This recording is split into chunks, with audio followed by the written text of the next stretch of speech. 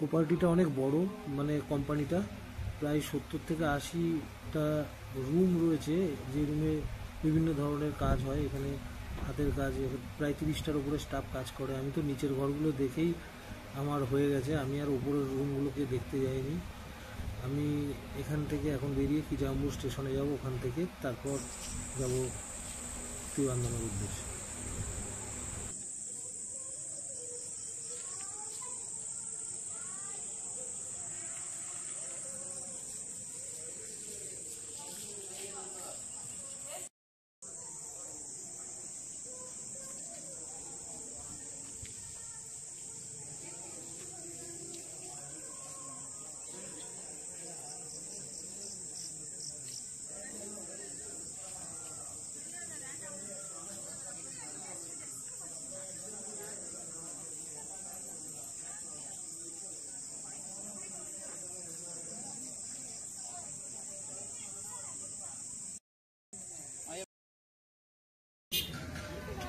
শরীরটা বেশ fresh fresh লাগছে, কেননা ওই অগস্তা ফলসে চান করে এসে আমি ওখানে ঘুমিয়ে পড়েছিলাম। ওই ঠান্ডা জলে চান করে এসে খেয়ে দিয়ে দুপুরে আমার এমনি একটু ঘুমোতে হয়, তাই ঘুম থেকে উঠে শরীরটা ফ্রেশ, এই চলে এসেছি আমি ত্রিবান্ধমে।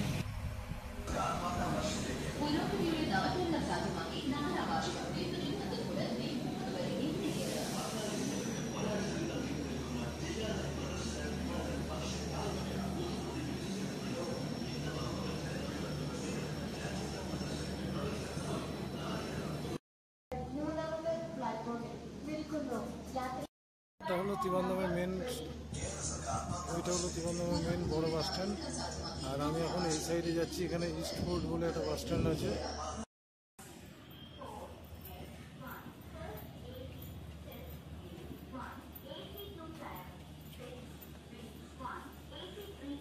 এদিকে যে ইস্ট ফোর্ট বাস স্ট্যান্ডটা আছে, ইস্ট ফোর্ট বাস স্ট্যান্ড থেকে প্রতিদিন দুপুর 3টের সময়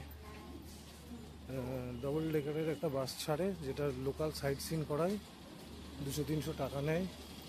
তা আজকে আমি ভালো টাইমে চলে এসেছি, ওয়েদারটাও মেঘলা মেঘলা আছে, খুব একটা রোদ গরম কেন, অ্যাকচুয়ালি ওপরে আপার ডেকটা খোলা, সেহেতু যদি রোদ থাকতো তাহলে খুব কষ্ট হয়ে যেত।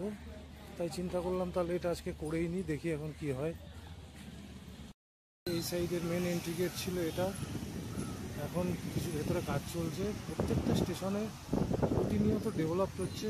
এগুলো তো বড় স্টেশন, ছোটোখাটো স্টেশনগুলো প্রচণ্ড পরিমাণে দেখছি সাউথ ইন্ডিয়াতে কাজ চলছে রেলের।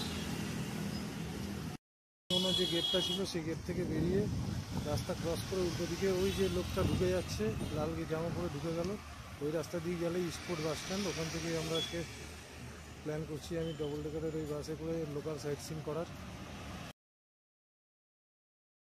যে রাস্তাটা দেখালাম জাস্ট ওই রাস্তাটা, এই যে সোজা এই রাস্তাটা দিয়ে চলে এসে এখান থেকে এই মেন রাস্তায় গিয়ে বাদিকে খানিকটা গেলেই ইস্টফোর্ট বাস স্ট্যান্ড, ওখান থেকেই এই ডবল ডেকারের বাস ছাড়ে। জাস্ট এই গলি থেকে বেরিয়ে মেন রাস্তায় এলে ডান দিকে গেলে আবার রেলওয়ে স্টেশনের দিকে। এখানে একটা কোনো মন্দির বা কিছু আছে। আমি আমার লাগেজ স্টেশনে ক্লক রুমে রেখে এলাম। আমার সন্ধ্যে 7টার থেকে রুম বুকিং আছে, IRCT retiring room, AC room যেহেতু, ওই জন্য আমি প্ল্যান করেছি যে একবারে সন্ধ্যে 7টায় ঢুকবো, আর বেরোবো না। কালকে সকালে আমার 6টায় ট্রেন, যাবতীয় কাজ সেরে একবারে রাতের খাবারও পারলে নিয়ে চলে যাবো। যে ওয়েদার যা, এই ওয়েদারে করবো না, কিন্তু পুরো ওয়েদার চেঞ্জ হয়ে গেল। কিন্তু এখানে এইভাবে হট করে চেঞ্জ হয়ে যাবে বুঝতে পারি, যাক ভালোই হয়েছে। এপ্রিল মাসে এই টাইমে এখানেও পাকা আম, কলা 70 টাকা করে কেজি আসছে। জাস্ট সোজা এসে এখানেও বাস স্ট্যান্ড রয়েছে, আর ওটা হলো ইস্টফোর্ট বাস স্ট্যান্ড। ওই যে এখান থেকেই কাছাকাছি পদ্মনাভ ইসলামিক টেম্পল, এখান থেকেই কাছাকাছি পড়ে। যারা আগের লটের ভিডিও জানুয়ারি মাসে যখন আমি এসেছিলাম তখন দেখেছে, আমি পদ্মনাভ ইসলামিক টেম্পলের ভিডিও তখন আপলোড করেছিলাম। বাদিকে এই স্পোর্ট বাস স্ট্যান্ড, এই দিক দিয়ে যেতে হবে স্পোর্ট বাস স্ট্যান্ডের দিকে। স্পোর্ট বাস স্ট্যান্ড, এটা ইস্টফোর্ট আর ইস্টপোর্ট বাস স্ট্যান্ডের আগেই এখানে হলো বাস স্ট্যান্ড, এখান থেকে ডবল ডেকারের বাস ছাড়ে প্রতিদিন দুপুর 3টেয়।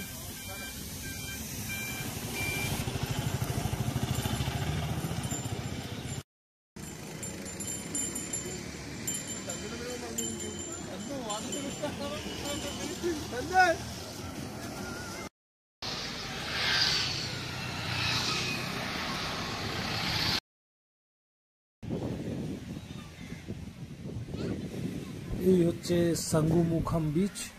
সাঙ্গুমুখাম বিচের পাশে দুটো পার্ক রয়েছে, একটা বাচ্চাদের জন্য, একটা একটু বড়দের জন্য।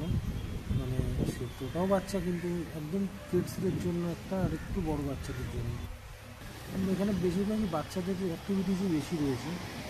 তাছাড়া এখানে মাছ ধরার জন্য নৌকা সমস্ত কিছু আগে ভিডিওটা দেখতে পাবেন। এই যে এটা যেমন একদম ছোটো বাচ্চাদের জন্য।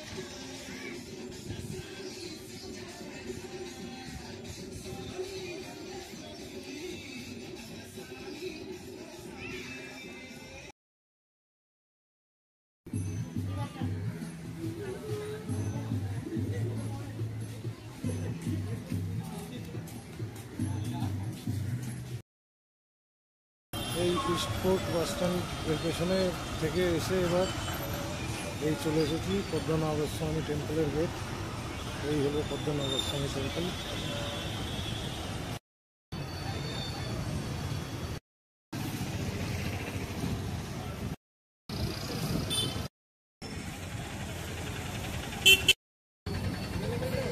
আজকেও আমি ভেতরে যাব না, এই নিয়ে আমার 3-4 বার হয়ে গেছে, গেলে সে খুব রাগ করবে। পদ্মনাভের স্বামী টেম্পলে বাইরে থেকে 3-4 বার হয়ে গেছে, ভেতরে একবারই গেছিলাম।